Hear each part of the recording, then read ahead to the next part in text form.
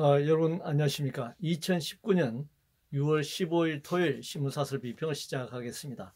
먼저 해외 투자와 관련된 조선일보 사설입니다.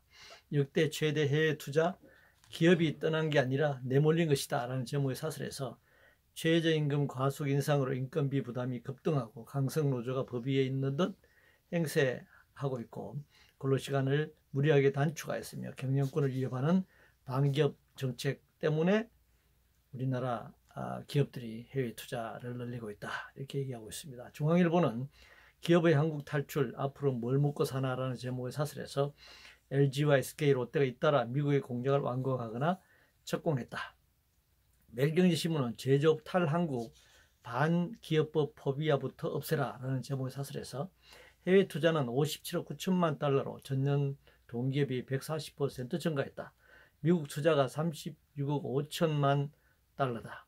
규제와 친노동 정책, 최저임금 인상, 높은 상속세 제도가 해외 투자로 내몰고 있다, 이렇게 지적하고 있습니다.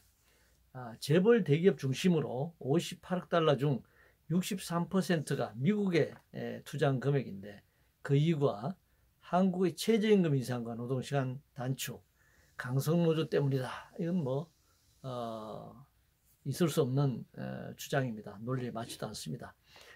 미국 트럼프의 제국주의 보호무역 정책에 대해서는 한마디도 하지 않고 고작 한국의 최저임금 때문에 우리나라 재벌 대기업들이 미국의 투자를 늘리고 있다, 이런 말도 안 되는 자본 언론의 이런 치졸함을 우리가 볼 수 있습니다. 이 자본 언론이 우리나라 재벌들이 미국에 투자하는 이유를 몰라서 이런 소리를 하고 있는 것은 아니다라고 하는 것은 우리가 알 수는 있습니다만, 굉장히 치졸한 그런 사설을 내보냈네요. 공적 자금 관련해서 조선일보는 10년간 세금으로 직원 월급 주다 4조 원 날린 성동조선 사태라는 제목의 사설에서 한때 수장 세계 8위를 기록했다라고 얘기하고 있습니다. 한국경신문은 혈세 4조 원 받고도 좌초한 성동조선 8년 표로 백선 남겨야 한다. 매일경제신문은 구조조정의 총체적 난맥상 드러낸 성동조선의 경우라는 제목의 사설에서 밑빠진 독에 물 붓기식으로 혈세를 낭비했다, 이렇게 얘기하고 있네요. 세계 8위 수주량일 때 한국 조선업이나 경제 전체에 기여한 바가 무엇이었는지, 얼마를 한국 경제에 기여했는지를 먼저 밝히고 따져야 할 일입니다. 그래서 플러스 마이너스를 계산해 봐야죠. 그런 논리라면 IMF 외환위기 이후에 공적자금 150조 원을 투입해서 재벌 대기업을 살린 점에 대해서는 왜 말이 없죠? 그리고 그때 당시에 공적자금은 저는 회수되지 않았습니다. 그러나 우리나라 재벌 대기업은 지금 1,000조 원에 육박하는 사내 유보금을 지금 쌓아두고 있습니다. 한반도 비핵화 관련해서 조선일보는 북 핵폐기 실질적 의지 보이라는 대통령 메시지 지속돼야 한다, 이렇게 주장하고 있습니다. 중립적 메시지를 보내려면 한반도 비핵화 협상에 있어서 미국에도 똑같은 기준으로 협상에 응할 것을 당연히 요구해야 하는 것이죠. 북한에만 이런 요구를 하는 것은 결국 미국의 스피커 역할을 하라, 그런 얘기밖에 되지 않잖아요. 국민청원 관련해서 중앙일보는 청와대 국민청원 확 바꾸는 게 맞다라는 제목의 사설에서 정치청원 부추기는 청와대 탓에 지지자 세대결로 게시판 오염되고 있고 여야 다툼 옮겨가 갈등의 온상이 되고 있다, 이렇게 지적하고 있습니다. 국민청원 시작한 지 2년이 지났는데 가만히 있다가 정당 해산 청원이 민주당이 30만 명, 자유한국당이 그 6배에 달하는 180만 명으로 나타나자, 찬성으로 나타나자 이런 난리를 치고 있네요. 조선시대 신문고 없앴나요, 왕들이?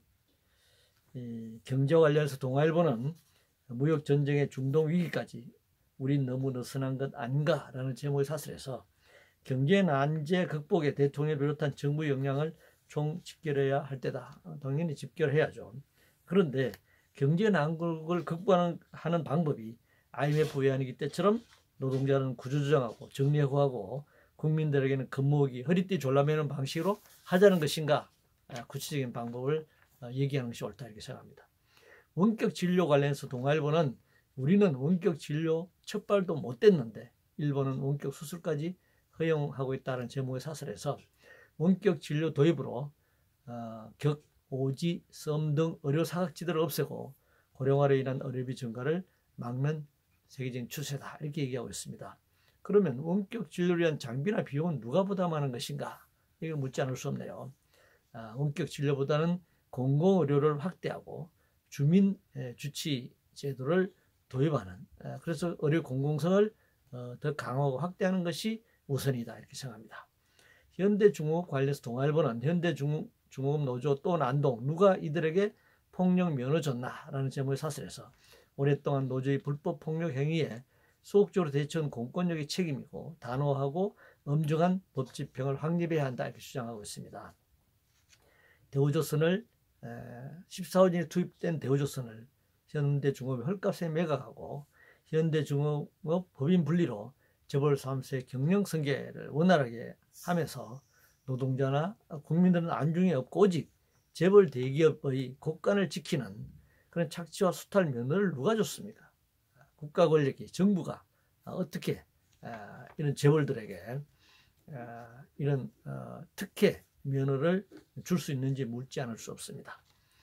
노조 관련 상경신문은 밀면 밀린다, 노조 완력 키워준 기업들 책임도 돌아봐야 한다는 제목의 사설에서 문호무임 어긴 르노삼성, 미봉하고 보자 설레답섭, 정부 정치권 타닥이 앞서 기업들부터 제대로 대응해야 한다 주장하고 있습니다. 노조 권력이라고요? 권력의 비호를 받고 있는 자본의 근육질에 비하면 매우 약한 것이 현실입니다. 노사 간 분쟁이 발생하는 것은 자본주의 사회에서 당연한 겁니다. 그 정도는 겪어야 할 과정이고 자본의 입장에서는 당연히 치러야 할 비용이죠. 왜냐하면 자본은 이윤을 극대화하기 위해서 노동자를 착취하고 소비자를 수탈하는 과정에서 노동자들과 소비자들의 당연한 저항이 있는 것입니다. 전기요금 관련 상경신문은 저소득층 배려 못하는 전기요금 누진제 고칠 때 됐다라는 제목의 사설에서 누진제 개편이 아닌 폐지를, 저소득층에는 에너지 바우처를 통해 부담 들어줘야 한다 이렇게 주장하고 있습니다. 가정용 누진제 폐지에 대해 논의하는 것과 더불어서 그동안 혜택을 부여받아온 산업용 전기료에 대한 조정 또 당연히 검토해야 한다. 왜 산업용 전기에 대해서 얘기하고 있지 않는지 궁금하네요. 집값 관련해서 명경신문은 다시 꿈틀대는 강남 집값, 결국 공공확대 외엔 답이 없다라는 제목의 사설에서 부동산은 경제의 하위 요소이며 그 정책은 전체 경제 전략에 부합해야 한다 이렇게 주장하고 있네요.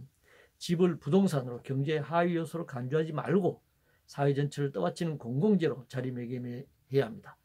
집을 상품으로 거래하면서 수익을 남기고 사회적으로 불평등을 심화시키는 결과를 낳게 할 것이 아니라 사회적 공유물로서 소유가 아니라 이용권을 갖는 토지와 함께 공개념을 도입해 나가야 한다. 그렇게 생각합니다. 이상으로 2019년 6월 15일 토요일 신문사설 비평을 모두 마치겠습니다.